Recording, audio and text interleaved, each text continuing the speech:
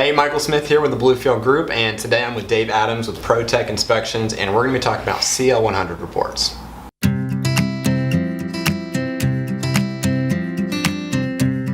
Alright, so Dave, tell us what exactly is a CL100?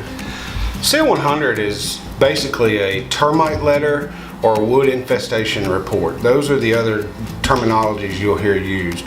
So when the termite inspector comes out to your home, what they're going to be inspecting the home for is wood destroying organisms such as powder post beetles, termites, carpenter bees, things of that nature. What a lot of people don't understand is that the CL100 is also what evaluates the moisture under the home. Okay. So when we look at moisture under a home, we're looking at how well that crawl space is ventilated, and it affects the overall health of the home. Okay. A lot of misunderstandings and confusion around CL100, so just to kind of give you the origin of that term, the CL100 is actually the form number that is used to complete, and it's simply a 2-page letter that you get signed by the licensed inspector that goes to your mortgage company and for your review. So is the CL100 a South Carolina specific form, or is that a nationwide thing? It's actually South Carolina specific, and it's required by most, if not all, of the finance or mortgage companies in the state.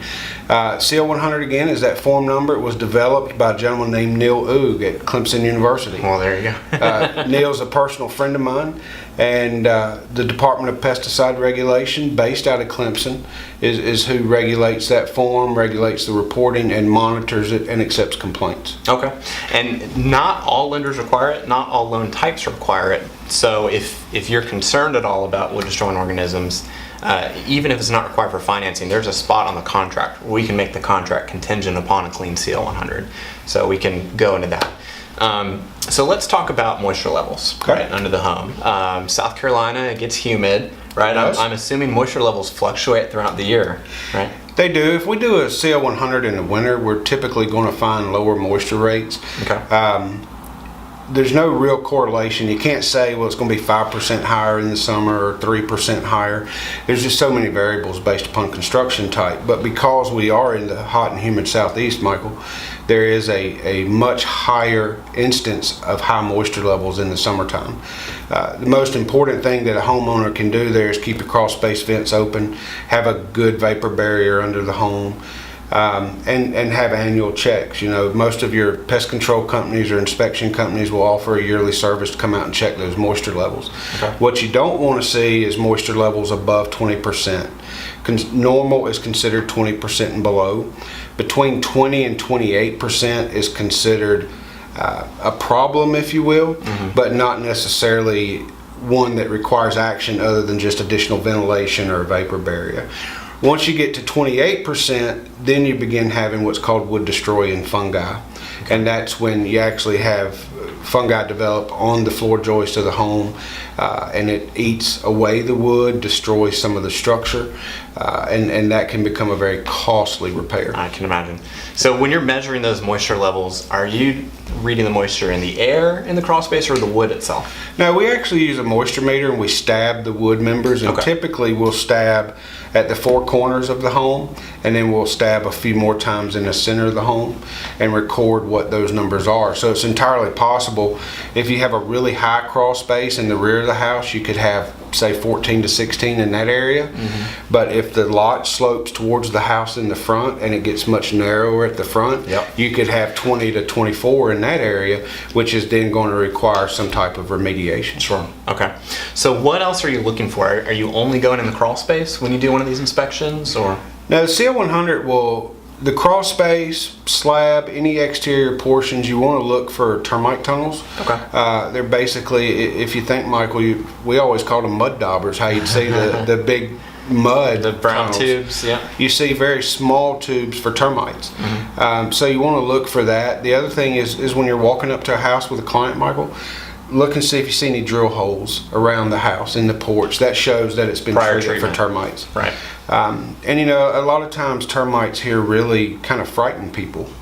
But we generally tell folks, you know, there's several different kinds of houses here. Houses that have had termites and houses that will have termites. They're just so common and prevalent in this area. So it's not a reason to run from the home.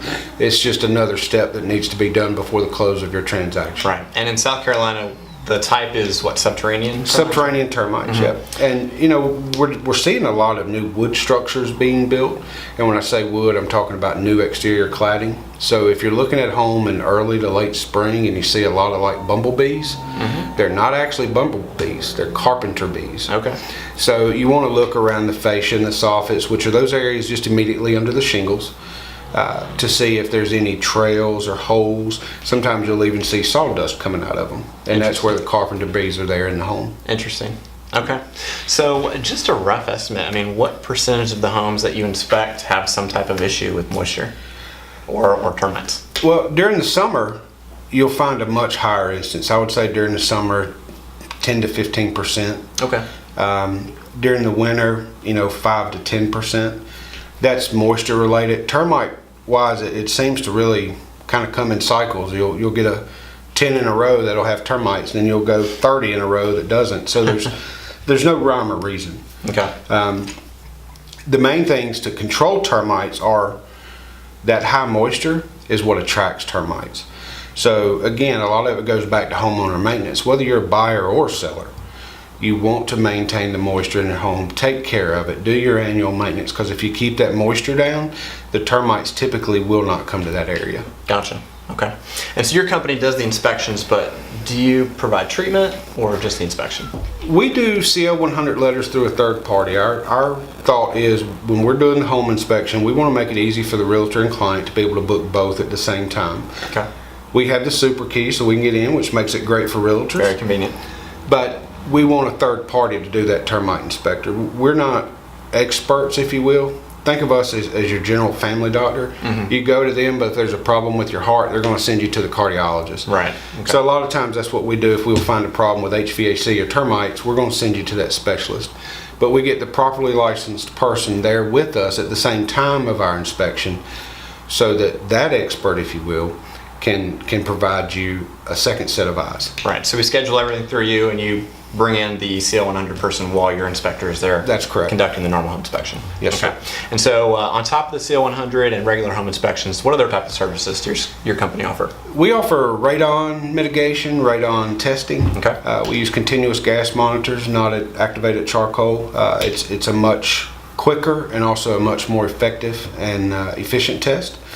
We do pools, we do water quality, septic inspections. If there's something on that house that needs to be inspected, other than HVAC, we can pretty much do it all. Perfect. The other thing we do is I'm a structural engineer, so we do structural engineer inspections. We can provide your FHA Mobile Home Foundation letters. We aim to be a full service and a very client-centric organization. All right, y'all, thanks so much for watching. If there are any other real estate related topics that you're curious about, we would love to cover those for you. Please comment below and let us know. Dave, thanks so much for your time, buddy. Thank you, Mike. And we will see y'all on the next one.